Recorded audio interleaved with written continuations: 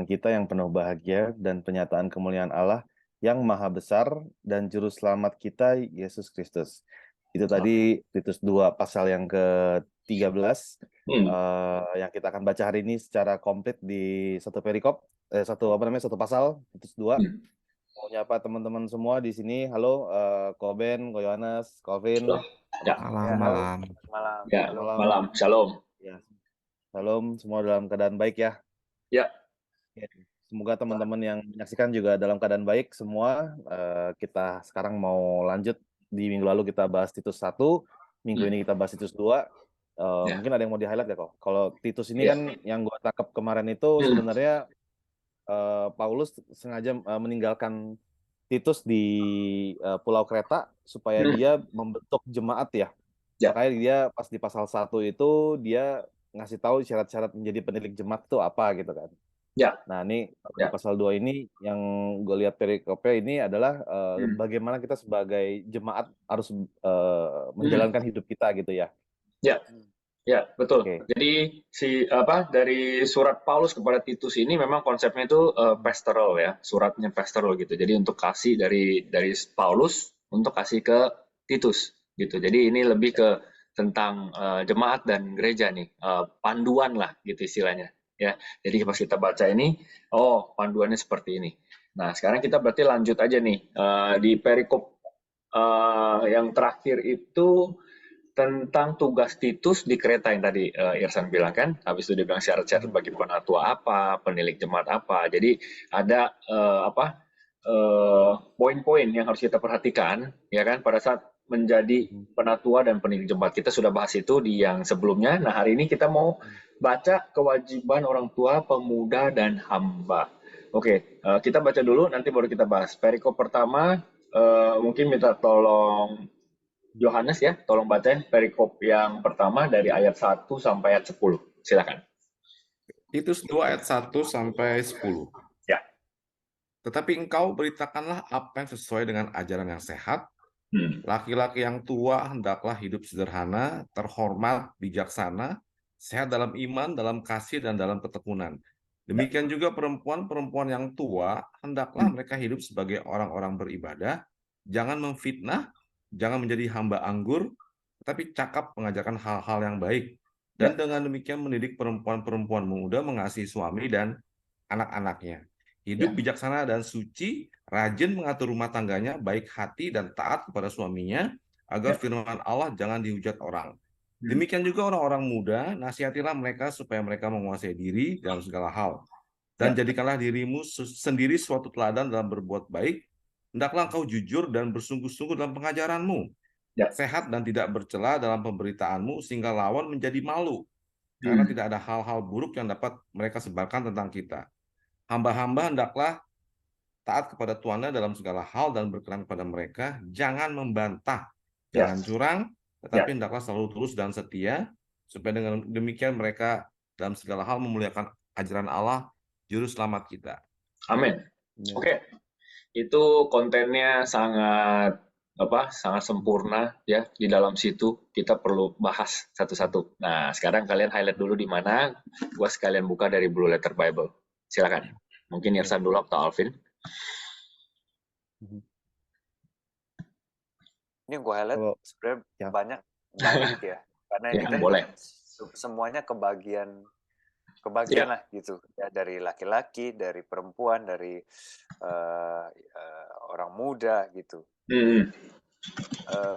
Cuma yang di sini inti yang gue dapatkan adalah ya siapapun kita mungkin posisinya ya, mungkin di sini yang nanti yang dengar ini laki-laki kah, perempuan kah, atau orang muda kah gitu. Intinya jadikanlah dirimu suatu teladan gitu. Dengan masing-masing yang tadi sudah tertulis jelas gitu ya. Kalau laki-laki hidup sederhana, terhormat gitu, yang perempuan juga di sini juga tertulis gitu. Jadi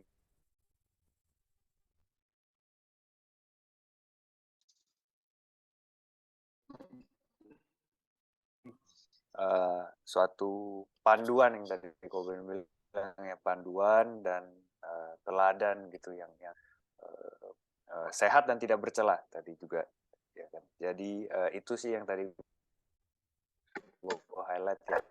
Ya. Nah ini kenapanya ini kan semua dikasih tahu di ayat yang ke-5 ya. Agar firman Allah jangan dihujat orang. Lalu terakhir di ayat 10, supaya dengan demikian mereka dalam segala hal memuliakan ajaran Allah juru selamat kita. Jadi ini ini sebuah apa ya? Sebuah petunjuk ya kalau kita nyari bagaimana sih kita harus hidup gitu. Ya seperti ini gitu kan. Sebagai jemaat kita harus hidup seperti ini gitu. Yang nggak dapat itu.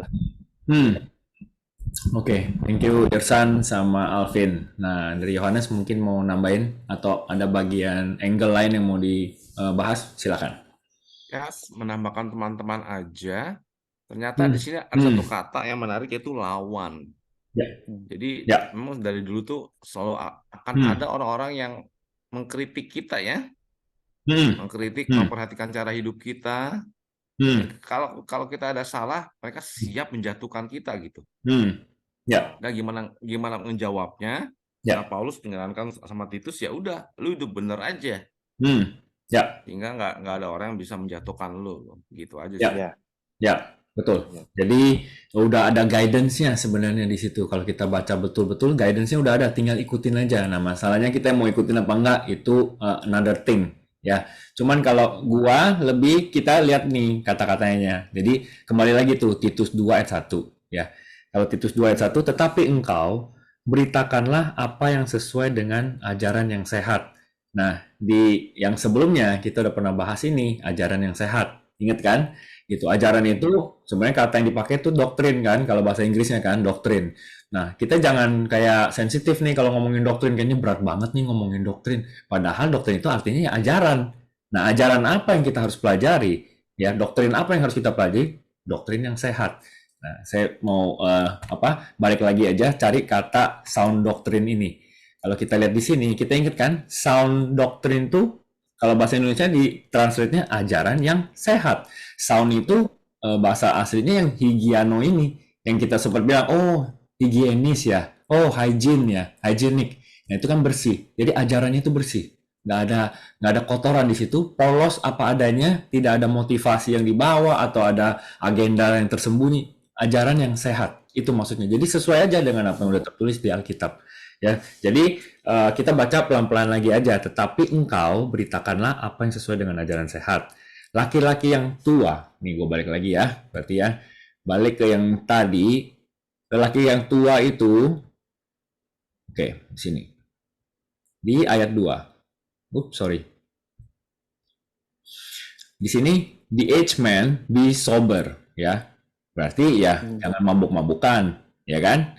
Terus ditulis apa? Hidup sederhana, terhormat, bijaksana, sehat dalam iman, dalam kasih dan dalam ketekunan. Ya, demikian juga perempuan-perempuan tua, hendaklah mereka hidup sebagai orang-orang beribadah, jangan memfitnah. Oh, jangan memfitnah nih menarik nih kata ini. Gitu. Jadi kalau sebelum ya jangan gosip ya, jangan asal ngomong, belum ada kejelasannya udah asal. Jadi perlu dilihat dulu benar nggak nih faktanya seperti itu ya, karena di sini ternyata false accusers ini kata yang dipakai tuh, coba kalian bisa baca nggaknya? Diabolos. Ya, diabolos, diabolik, diablo itu bahasa Spanish. Diablo itu artinya iblis. Jadi diabolos.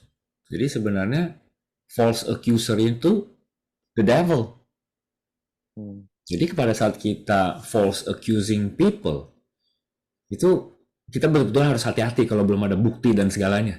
Karena kalau kita nggak ada bukti, nggak ada basic, cuma asal ngomong doang, itu yang kayak tadi tuh. Artinya kita cuma asal ngomong, itu false accusing. Nah kalau di Alkitab, kata diablo ini, false accuser pakai kata diablo itu cuma muncul 2 kali.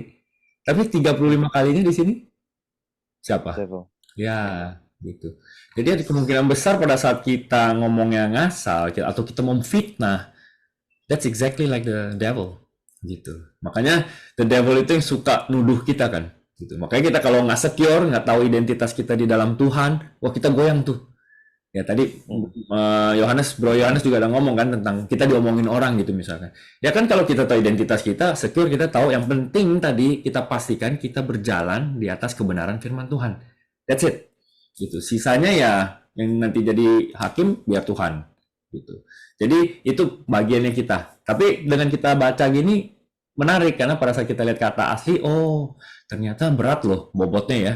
Kalau pada saat kita melakukan sesuatu yang memfitnah atau asal ngomong tanpa ada bukti atau fakta yang sudah mendukung, itu kita hampir sudah jadi sama sama the devil nih. Karena kata yang dipakai Paulus tuh ini, diabolik itu tadi. Dia apa nih? Diabolos. Ya. Ya, betul, diabolos. Ya, jadi kadang ini sih sebenarnya Blue Letter Bible tuh buat kita kayak pengen tahu deh arti yang sebenarnya itu apa sih atau lebih luas lagi, jadi kita betul-betul jadi ngerti. Terus contoh lagi apa tadi yang kita ketemu ya, balik lagi kita baca lagi ya pelan-pelan ya karena ini perikop cukup pendek jadi kita bisa bahas aja pelan-pelan. Dan demikian mendidik perempuan-perempuan muda mengasihi suami dan anak-anaknya ya, hidup bijaksana, suci, rajin mengatur rumah tangganya, baik hati dan taat kepada suaminya, agar firman Allah jangan dihujat orang. Jadi firman Allah itu bisa dihujat orang pada saat apa yang kita omongin nggak kita kerjakan. Ya. Gitu. Nah kalau kita baca ya itu berarti kategorinya jadi munafik atau farisi tuh. Karena cuma ngomong tapi nggak dikerjain. Jadi makanya di sini kalau udah dilakukan firman itu tidak akan dihujat orang. Gitu. Tapi kembali lagi tadi, selama kita sudah melakukan itu ya kita harus punya secure juga terhadap diri kita sendiri. Jadi tidak gampang digoyangkan juga. Jadi dua sisi semua di cover sama Paulus. Ya, tergantung kita mulai dari perspektif mana. Ya, terus demikian juga orang-orang muda, nasihatilah mereka supaya mereka menguasai diri dalam segala hal. Ya. Nah, ini kan buah roh ya. Buah roh yang terakhir itu penguasaan diri. Itu yang paling susah sebenarnya. Ya, berarti ini jadi reminder aja buat kita. Apalagi buat yang muda-muda, yang masih darah muda, ada kata penguasaan diri di situ ya. Kenapa ya? Karena kita tahu lah ya. Kita semua pas lagi muda juga tahu ya, meskipun kita di sini juga masih pada muda sih, ya. Ya, jadi tapi semakin masih muda itu semakin lebih sulit untuk menguasai diri ya, karena masih darah muda ya, gitu. Tapi di sini tulis penguasaan diri. Oke. Terus jadikanlah dirimu sendiri suatu teladan dalam berbuat baik. Hendaklah engkau jujur dan bersungguh-sungguh dalam pengajaranmu. Dia ulang lagi tuh, pengajaran itu harus sehat. Kata yang sama kan tadi kan? Ajaran yang sehat.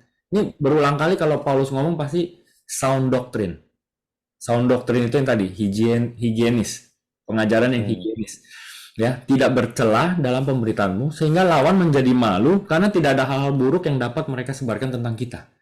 Jadi tadi kata kuncinya, ajarannya yang sehat dulu, udah ngajar yang sehat, ajaran yang sehat itu harus kita praktekkan, harus kita lakukan.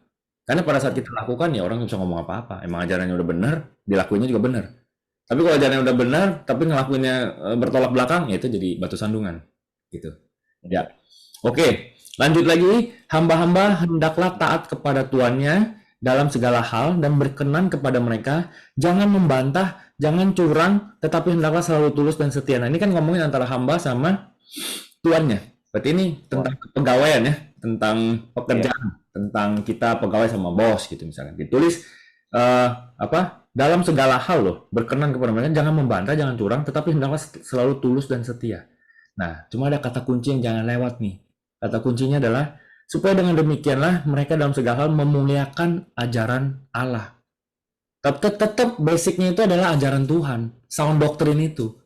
Jadi kita memang disuruh tunduk sama bos, tetapi tetap basicnya itu harus sound doctrine. Ngerti ya? Kadang kita cuma baca depannya doang, kita makan depannya doang udah. Yang penting tunduk, yang penting jangan bantah, udahlah disuruh apapun kita jalan deh. Gitu. Cuman kalau disuruhnya udah bukan sound doctrine, ya kita harus baca lagi. Di mana ada firman juga yang bilang kita serve-nya Tuhan, bukan serve manusia kan? Gitu. Jadi ini jadi sesuatu pemahaman yang lengkap. Jadi apapun yang kita tunduk itu harus basicnya tetap sound doctrine. Gitu. Ya.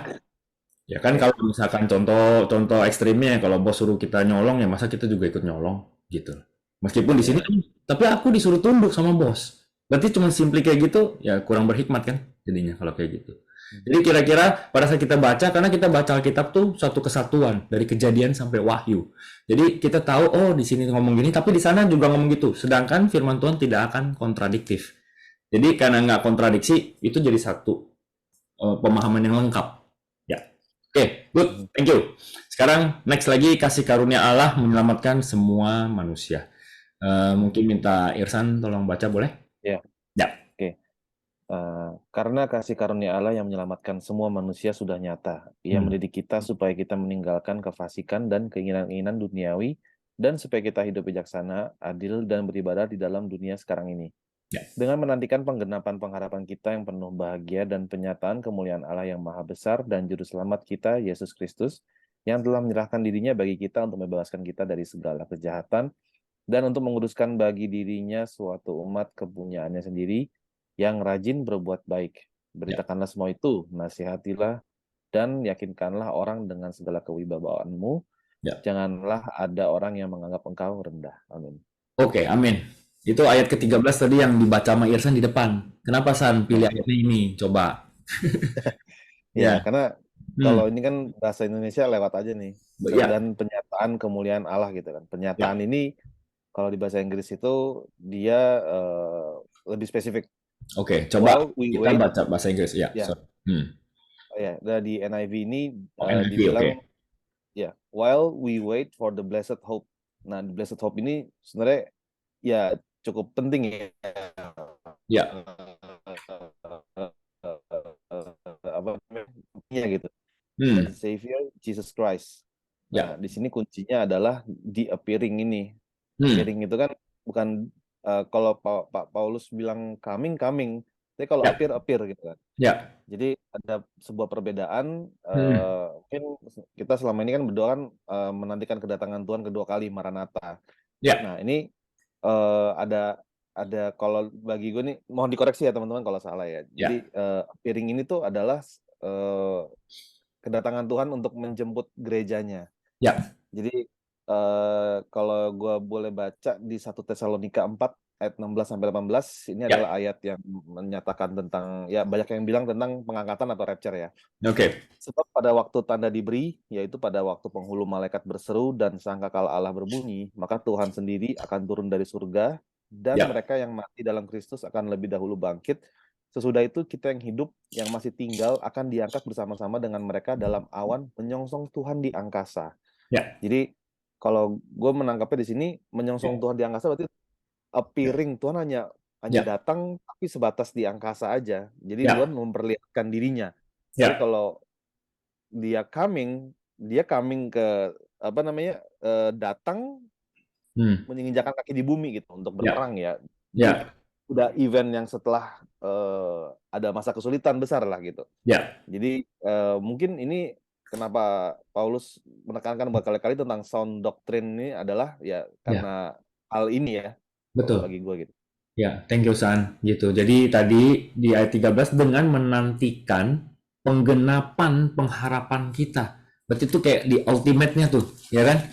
Di ultimate hope-nya kita itu penggenapan pengharapan kita yang penuh bahagia dan pernyataan kemuliaan Allah yang maha besar dan juru selamat kita Yesus Kristus. Oke, di sini kita lihat. Ya, ini yang tadi. Looking for that blessed hope. Ya, jadi blessed hope itu apa?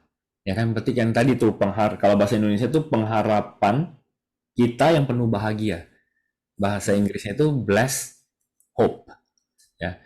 Dan the glorious appearing. Nah, glorious itu kan kalau kita lihat ini bahasa yang dipakai ini doxa, ya, kata aslinya. Glorious. Kalau glorious, kalau gua klik di sini, oke. Doxa ini tuh splendor, brightness, ya kan, majesty. Pokoknya ini cuman a thing yang belonging to God. Cuman Tuhan doang yang bisa bikin glorious yang seperti ini. Berarti nggak ada manusia yang bisa melakukan hal itu. Nah, tadi Irsan tuh sempat mention tentang rapture, pengangkatan yang diambil itu relate-nya ke tadi 1 Tesalonika ya, yang Irsan baca. 1 Tesalonika 4 ayat 15 ya. Tadi dari 15 ya. Apa dari 14? Dari 14 ya. Sampai 16. Oke. Nah, oke. Nah, dari 13 aja sekalian karena perikop itu judulnya kedatangan Tuhan. ya kan? Yes. Nah, kedatangan Tuhan itu, tetapi tadi kita kalau baca lokasi pertemuannya itu bukan di bumi, di angkasa. Ya, jadi ini menyongsongnya di angkasa. Jadi ini pengangkatan, bukan kedatangan Tuhan yang kedua kali. Ya, ini sound doctrine itu yang tadi dibilang. Makanya tadi kalau kita baca lagi 14, di ayat 14 yang balik ke Titus ya, Titus 2 ayat 14, yang telah menyerahkan dirinya bagi kita untuk membebaskan kita dari segala kejahatan, untuk menguruskan bagi dirinya suatu umat kepunyaannya sendiri yang rajin berbuat baik. Nah, 15 tuh. Beritakanlah semuanya itu. Ya. Jadi ya jangan ragu-ragu, jangan takut gitu maksudnya. Kalau ngomongin pengangkatan, ngomongin kedatangan Tuhan yang kedua kali, nggak apa-apa. Dia bilang, beritakanlah semuanya itu, nasihatilah, dan yakinkanlah orang dengan segala kewibawaanmu. Berarti kalau ngomong juga ya harus ada confidence-nya, jangan kayak takut salah juga gitu. Dan dia bilang, yakinkanlah orang dengan segala kewibawaanmu. Janganlah ada orang yang menganggap engkau rendah. Kenapa? Karena ngomongin beginian nih bisa dibully gitu istilahnya. Ya. Jadi kira-kira itu. Tadi kenapa Irsan baca yang di 1 Tesalonika 4 itu. Nah, kalau sekarang kita baca pelan-pelan ya. Kita mengunjungi 1 Tesalonika 4 di ayat 14. Ditulis seperti ini. Karena jikalau kita percaya bahwa Yesus telah mati dan telah bangkit. Oke, stop dulu di situ. Kita percaya nggak Yesus telah mati dan telah bangkit? Ini kita baru memperingati kebangkitannya dia. Resurrection. Tanpa resurrection, ini semua yang kita baca ini percuma nih. Udah nggak usah baca lagi udah. Kalau kita nggak percaya dia bangkit dari mati. Ya, makanya Paulus kan juga ngomongnya sama kan. Kalau dia nggak beneran bangkit, yang kita baca ini sia-sia. Gitu. Berarti kita bukan kebohongan aja. Artinya resurrection itu pasti terjadi. Gitu. Nah, makanya tadi dia bilang, Yesus telah mati dan telah bangkit. Oke, kita percaya. Maka kita percaya juga bahwa mereka yang telah meninggal dalam Yesus akan dikumpulkan Allah bersama-sama dengan dia. Jadi yang udah mati dalam Kristus, ya tidak pernah mati sebenarnya. Kalau kita baca pun translation yang lain ada itu pakai kata sleep kan, bukan die kan. Sleep gitu. Jadi ya beristirahat aja di dalam Kristus. Makanya kenapa ini 15, ini kami katakan kepadamu dengan firman Tuhan. Kita yang hidup, yang masih tinggal sampai kedatangan Tuhan, sekali-sekali tidak akan mendahului mereka yang telah meninggal. Maksudnya, berarti yang meninggal ini yang merasakan kebangkitan dulu kan? Betul ya? Terus 16, sebab pada waktu tanda diberi, yaitu pada waktu penghulu malaikat berseru dan sangkakala Allah berbunyi. Nah, ini kita nggak tahu kapan kan? Terserah Tuhan dong. Gitu. Ya, maka Tuhan sendiri akan turun dari surga dan mereka yang mati dalam Kristus akan lebih dahulu bangkit. Nah, itu yang tadi. Yang mati dalam Kristus akan dulu bangkit. Terus 17 nih. Nah, 17 nih yang menarik. 17 sesudah itu kita yang hidup, yang masih tinggal akan diangkat bersama-sama dengan mereka dalam awan. Nah, itu lokasinya di awan, menyongsong Tuhan di angkasa. Iya. Demikian kita akan selama-lamanya bersama-sama dengan Tuhan. Coba dipikirin sekali lagi, baca di ayat 17. Sesudah itu berarti tadi yang mati dalam Kristus tuh bangkit dulu. Ya, 17. Sesudah itu kita yang hidup dan yang masih tinggal akan diangkat bersama-sama dengan mereka. Oke, biar ngerti gampang, udah di detik ini langsung pengangkatan itu terjadi. Berarti kan kita termasuk orang-orang yang masih hidup kan? Berarti akan ada orang yang tidak pernah merasakan kematian. Hidup dan diangkat. Kalau memang timingnya itu pada saat memang udah lagi rapture. Nah, ini sound doctrine, ini ajaran yang sehat. Bukan mengada-ada. Kenapa? Kalau kita ke Yohanes yang Tuhan bilang dia, kita baca di Yohanes ini deh, yang dia ngomong sama Marta. Masih ingat gak? Yang dia ngomong sama Marta. Percayakah engkau Marta? Ya, berapa tuh? Ini di Yohanes 11 ayat 21 sampai 45 ya. Coba ya kita ke sana ya. Yohanes 11.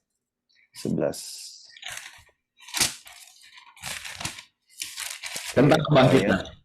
Pas banget ya. Kita baru merayakan resurrection ya. Terus kita baca di sini. Jadi menurut gua ada sebuah yang kebetulan sih gitu. Kita baca baru memperingati kebangkitan, terus kita baca ini. Nah, tadi Yohanes San, Yohanes 11. Ingat kan itu cerita tentang apa? Perikopnya tentang apa? Lazarus Nah, Lazarus tuh apa? Tentang apa? dibangkitkan. Oke, berarti Dia Lazarus juga pernah bangkit dong, kan? Gitu ya pertanyaannya. Hmm. Oke, jadi apa bedanya? Berarti Tuhan Yesus tuh bukan yang pertama kali bangkit. Karena Lazarus sudah pernah bangkit dari matinya. Lazarus mati lagi tapi habis itu. Oke.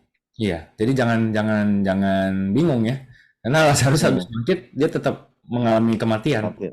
Nah, yang bangkit dan tidak mati lagi cuma Yesus doang. Gitu. That's why it's different. Makanya dia dibilang dia buah sulungnya kan, gitu. Yang pertama. Iya. Oke, nah tadi yang gua mau bagikan adalah sebentar ya, sambil cari. Do you believe this? Marta.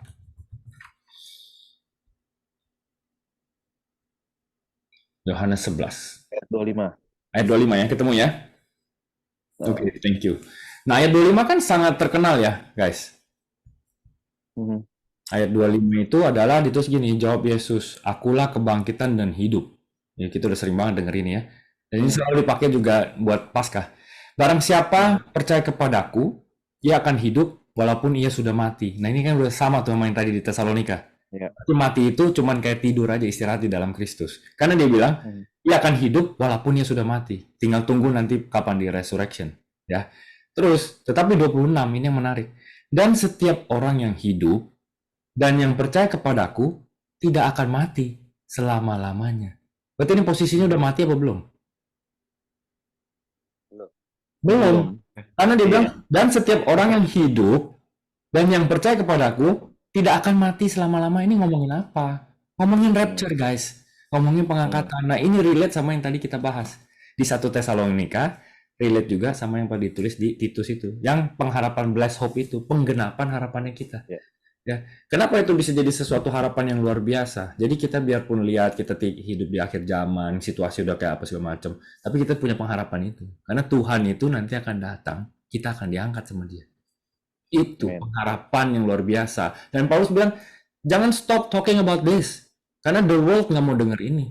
Kita, orang percaya, kita harus terus ngomongin ini. Karena apa? Ini kan kita saling encourage each other dengan adanya harapan ini kan. Jadi apapun yang kita lihat sedang jelek apa segala macam, kita punya pegangan yang kuat di dalam Kristus. Itu maksudnya. Oke? Udah gitu tadi ya, sedikit lagi nih. Dan setiap orang yang hidup dan percaya kepadaku tidak akan mati selama-lamanya. Nah ditanya sama Tuhan Yesus, percayakah engkau akan hal ini? Kenapa dia harus tanya? Karena ini susah dipercaya. Ya kan? Terus lihat jawabannya Marta apa di 27. Ya Tuhan, aku percaya bahwa engkaulah Mesias, anak Allah, dia akan datang ke dalam dunia. That's it. Jadi kalau kita betul percaya Tuhan Yesus adalah Tuhan dan Mesias, ini tidak akan mengguncangkan kepercayaan kita sama sekali. Now, that is a sound doctrine. Ya.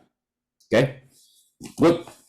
Jadi balik lagi ke Titus, mungkin yang lain mau nambahin? Silakan, Yohanes atau Alvin, Irsan, silakan. Mungkin gue tambahin sedikit di yang menyambung dengan tadi teman-teman sempat sharing ya. Apalagi kita juga tadi baru melewati hari Paskah ya. Di sini kan jelas ya tulis kasih karunia Allah menyelamatkan semua manusia. Karena kasih karunia Allah yang menyelamatkan semua manusia sudah nyata gitu. Nah di sini mungkin satu statement atau peneguhan ya, di mana masih banyak kadang-kadang dengar orang-orang di luar sana yang mungkin suka cerita gitu ya, maksudnya perbuatan kita kalau sudah baik atau mungkin sudah, let's say kita sudah melakukan hukum Taurat, masa masih nggak selamat gitu. Nah di sini statementnya jelas gitu loh. Karena kasih karunia. Perbuatan baik kita itu tidak bisa dibilang, maksudnya tidak menyelamatkan kita gitu. Jadi di sini statementnya jelas kasih karunia Allah yang bisa menyelamatkan semua manusia. Ya, thank you. Nah, ini sih yang gue highlight ya, karena ini cukup penting karena di banyak yang merasa kenapa kalau sudah cukup berbuat baik tetap nggak selamat gitu. Di sini kan banyak yang suka bertanya ya gitu. Nah, itu standarnya di mana? Pakemnya di mana gitu. Di sini jelas gitu. Ya, Mungkin itu sih kalau dari gua. oke, karena kasih karunia Allah yang menyelamatkan semua manusia sudah nyata. Jadi justru karena kita sudah merasakan kasih karunia itu, makanya kita pengen udah deh jangan ngasal lagi gitu istilahnya. Karena kita ngerti betul kasih karunia yang sebegitu besar. Gitu. Jadi bukan terbalik ya, bukan terbalik malah mau melakukan perbuatan baik aja tanpa mengetahui kasih karunia itu. Oke, Yohanes boleh ditambahin? Kita punya waktu 9 menit, masih cukup banyak waktu, silakan. Ya, kalau di Titus ini kita kan menantikan kedatangan Tuhan ya. Ya. Sambil menantikan kedatangan Tuhan, kita diajak untuk meninggalkan kefasikan dan keinginan duniawi ya. Ya. Hidup kudus, ya berani berbuat baik seperti itu ya. Ya. Terus kalau kita bicara tentang kondisi dunia ya, menurut aku sih trigger yang paling nyata tuh ya pandemi kemarin itu loh, itu udah benar-benar alarm lah kalau menurut diriku ya. Karena the first time dunia tuh menghadapi isu yang sama 5 benua ini gitu loh. Itu ya mungkin pandemi COVID kemarin tuh baru alarm awal aja lah. Nanti kita akan menyaksikan hal-hal yang lebih ini ya mungkin ya. Peperangan kan sekarang kan ibarat kata sekarang dunia ini udah perang dingin loh antara Rusia dan Amerika loh. Gitu. Jadi mungkin kita ke depan akan menyaksikan hal-hal yang lebih dramatis atau apa kali ya segitu ya. Betul. Betul. Thank you Bro Yohanes. Jadi kalau kita memang baca ke Wahyu dan semuanya tentang akhir zaman ya memang semua udah inline sebenarnya. Kita tahu lah waktu-waktu ini udah sampai di mana. Tapi justru balik lagi, kita bukan lihatnya dari kabar buruknya karena ada kabar baiknya. The gospel itu. Makanya since kita masih ada kesempatan ya ditulis ya, your salvation is today. All you have is now. Ya, you want to believe in Christ, it's now, it's today. Tomorrow nggak ada yang tahu, ya kan? Kita nggak tahu loh, ya kan? Kita nggak ada yang pernah tahu kan hidup kita sampai seberapa lama gitu. Nggak ada yang tahu. Jadi now is the salvation. Apalagi kita udah tahu waktunya sudah di mana. Cuman tadi baik lagi, ya tadi yang kita baca, ya ini 13 dengan menantikan penggenapan pengharapan kita yang penuh bahagia. Itu buat kita orang-orang yang punya Kristus dalam hidup. Makanya kita juga ya pengen. Kita punya pengharapan itu, kita pengen bagi dong pengharapan ini ke orang-orang. Gitu. Ya kan? Ini kita punya pengharapan ini. If you have Christ, you have this hope. Gitu. Makanya kita pengen gitu, orang juga tahu tentang pengharapan ini. Jadi kira-kira kita lihatnya selalu di sisi itu. Ya, karena penuh bahagia dan pernyataan kemuliaan Allah yang maha besar dan juru selamat kita, Yesus Kristus. Itu. Oke, thank you Bro Yohanes sudah mention sedikit tadi tentang timeline ya, gitu. Nah nanti mungkin berikutnya kalau kita mampir lagi ke ini yang berhubungan dengan waktu, timeline, end times kita bisa bahas lagi. Jadi kita jalan aja terus karena dalam Alkitab kita akan menemukan itu lagi nanti pastinya, ya nubuatan apa semua pasti akan ada. Oke, so thank you, waktunya udah hampir habis. Terima kasih untuk Yohanes, Irsan, Alvin yang udah selalu konsisten juga. Thank you buat yang lain-lain juga yang udah nontonin kita. Semoga apa yang kita bahas ini bisa memberkati hidup kita dan apa yang kita dengarkan jangan cuma sekedar jadi pengetahuan tapi kita juga lakukan ya supaya tadi ya kita nggak jadi batu sandungan buat orang lain karena kita tahu kebenaran yang kita harus lakukan. Oke, thank you semuanya. Selamat beristirahat. Tuhan Yesus memberkati. Bye bye. Bye.